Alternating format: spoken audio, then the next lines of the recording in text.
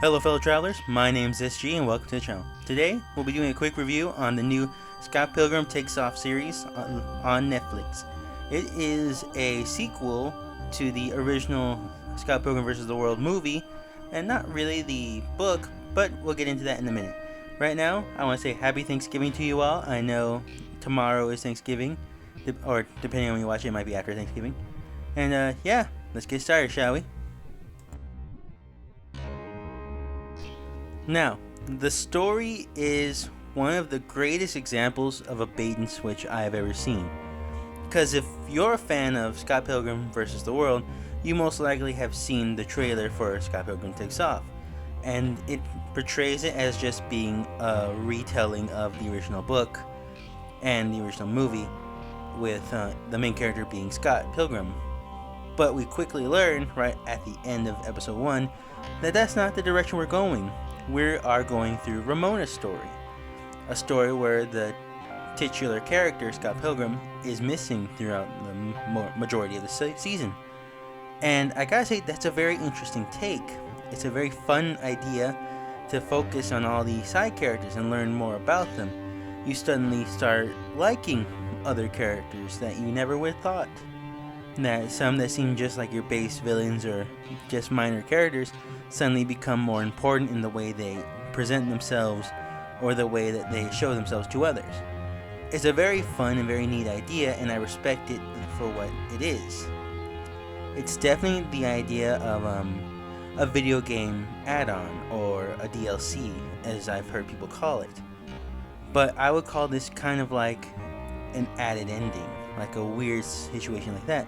If any of you have seen Kingdom Hearts, you know Kingdom Hearts 3, and you know that there's this DLC called Kingdom Hearts Remind, which adds to the ending and makes it a whole different aspect. And that's kind of the vibe you get with this, that it is telling the ending of the original Scott Pilgrim vs. the World movie and just adding on to it, giving it a new idea and new ideas. And that's fun and it's interesting. I do enjoy the way they did it. I do enjoy the more we see Ramona's character really evolve. And I do enjoy certain aspects that are very meta, like with the ongoing joke of wanting to do a Scott Pilgrim movie, then stage play. I'm not gonna spoil the entire series because I do want people to go see it. It's on Netflix. If you have a Netflix account, you can go see it right now. It is about 8 episodes, I believe. You can watch it within 4 hours. I know I did. I pretty much binged the entire series in one night because I just had to see what would happen next. So I encourage everyone to go see it and come back here and probably share your opinions. So I know that I went on a tangent there for a minute, but this overall story is that Scott Pilgrim is missing. That is not a different kind of story. We've seen that kind of story told a million times. It kind of reminds me of the movie The Disappearance of Haruhi Suzumiya, where the movie has our title character disappear. And it's odd because she is the main character of the anime, and you know, it doesn't feel right. It's different. Everybody knows something's off, but they don't want to admit it. It's something in that vein, you know? And while it is missing Scott, it doesn't lack it. It doesn't lack because of it. I think that making him more of the objective rather than the main subject is much more interesting. Because now we have Ramona trying to fight for him, to where in the original story it's him fighting for Ramona. And it really does give closure to the exes. It gives them more story other than just the quick backstories we're usually given for them. Unless you've read the books, then you know a little bit more about them, but right now we're just talking about the other movie, the original movie. So yeah, I do recommend going to see it and having an opinion for yourself. It's a fun watch, and I do encourage everyone to go see it. Now, I will only be talking about the main characters, the two, Scott Pilgrim and Ramona Flowers, because to talk about all the characters would take me a lot longer, and I do love all these characters. They did make them very interesting. I do find them all interesting. Like I do like Roxy, Lucas, Todd, Gideon, even young Neil became more of a character, Knives, Chow, and I would love to go through every one of them, and I just don't have that time. I'm sure that you can watch the movie and watch the show and pretty much get a feel for the character. So for right now, I will just be talking about Scott and Ramona. Though, now that thinking about it, I might do a video later about the exes. That does sound like a fun idea, actually. Anyway, let's talk about our title character, shall we? And that being Scott Pilgrim. Scott Pilgrim is portrayed commonly as your everyman. He is portrayed as your main character, kind of your basic protagonist-like character. He is there to fight the bad guys and win the girl. And we see that he's more than that character. He has flaws. He has his hang-ups. He does have other relationships that he's had and failed.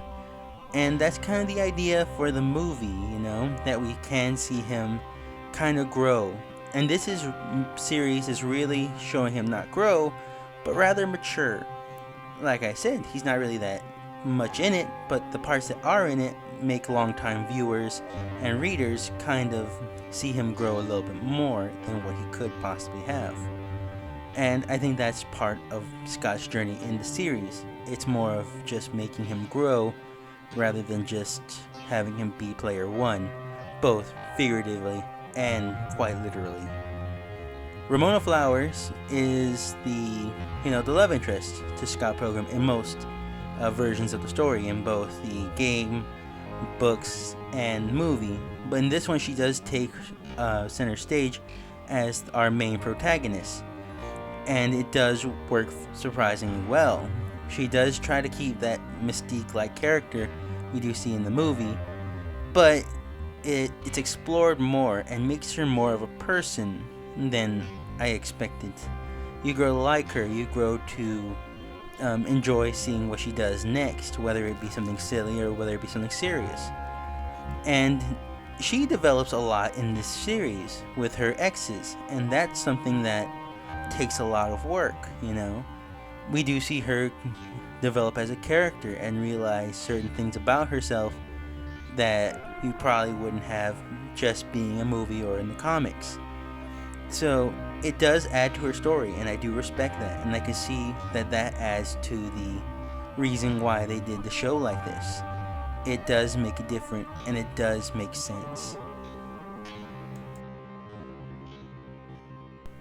What can I say about the animation that hasn't already been said? It is perfectly done for the kind of style they were aiming for. It definitely copies a lot of the original book, and a lot of the movie aspects you can see it taking from. And you can see a lot of references to the original video game that came after the books. Like the fight with the Lucas and the paparazzi ninjas, that was almost perfectly done. It looked like it was almost one consecutive scene, just kept going. And it was fun, it was energetic, and it was interesting to watch. And the music accompanied along it made it even more memorable to a lot of fans. Another one that I can say that really stood out to me was the fight between Ramona and Roxy. You could tell that they had fun trying to figure out what movies they would go through, like from the noir type old time film to the World War films, and you could tell that it was just a lot of fun to see them go through, not necessarily interact with anybody, but just to see them fight for a scene. And you could see that these different worlds kind of merging into one was really interesting. So I can't really have any complaints about it. I do think that it was one of the better animated series than I've seen in a minute, and I will definitely recommend it to anybody who just wants to see something, a well choreographed fight or just a really extended chase scene, because this was a fun one to watch. The soundtrack is very well done. It does keep the idea of what kind of indie band Scott Pilgrim's little group is. It's funny because they do keep a lot of music from the original Scott Pilgrim vs. the World movie, such as Envy Adams' song. We do keep Scott Pilgrim's and his band's Sex Bob-omb's song from the movie. Weird that we didn't get the episode 1 Battle of the Bands scene, but you know what? It didn't need it. I do think a lot of stuff they added, like with Lucas's song, the United States of Whatever. I think that was a funny choice and very much went with the character they were trying to portray at that scene. I do think that like a lot of the music fit very well. I can't really complain about any songs. It felt like it all meshed well. If anything, I felt the one that was unnecessary was the one that played at Scott Pilgrim's funeral. I do think that was a little much, but I get it. It did fit the scene and what they were aiming for, and a whole mislead and trying to lull people into this new kind of setup they have, because they didn't, like I said, it was a shock if you were watching it blind. So yeah, the soundtrack itself is good. I think there were just a couple of choices I wouldn't have made, but overall it was very well done, very high paced, matched the animation and the art style oddly enough, and yeah, it kept it fun and interesting. Alright, at this point I would put in the references, but the main ones I do believe are pretty much covered, because this is all just a big reference to the Scott Pilgrim vs. the World movie, manga, and the video game.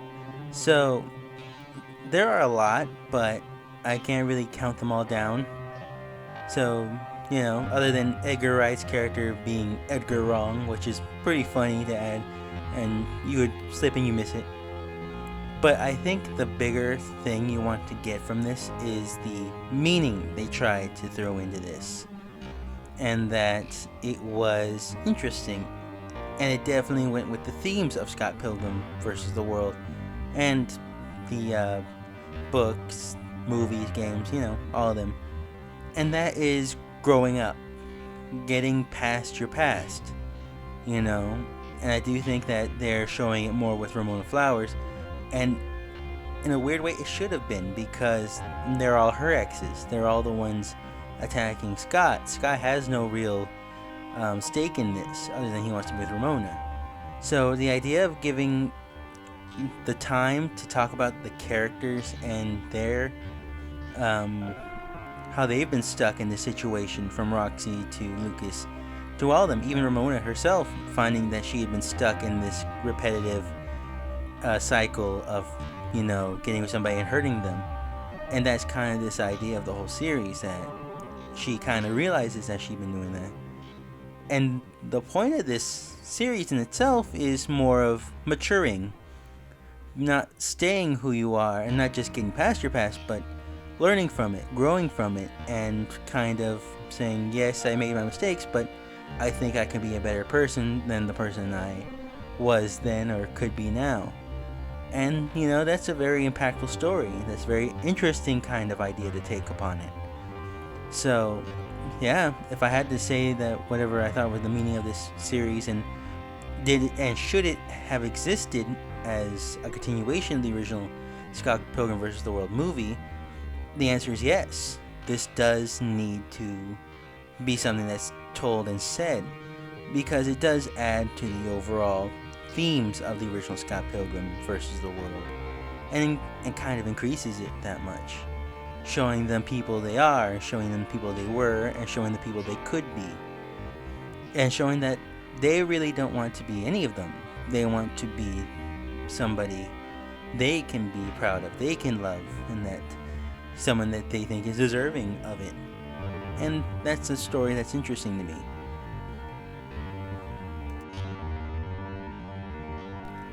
So overall, this is a 10 out of 10 sequel for me. I'm not going to say that it can survive as its own series. I think it definitely probably could, but it would definitely be lacking something. You would definitely need to be a fan of the original Scott Pilgrim vs. the World to understand all the characters, all the history between them, and all the background they really give yet don't give at the same time. And it is a perfect continuation. It does show like the after effects to all this and helps them grow a little bit more than what could have happened. I do think that you should watch it on your own or with people to get their opinions.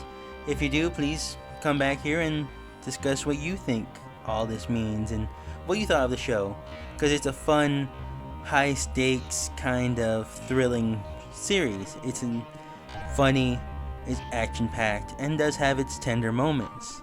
And it does open a lot of different feelings for the characters.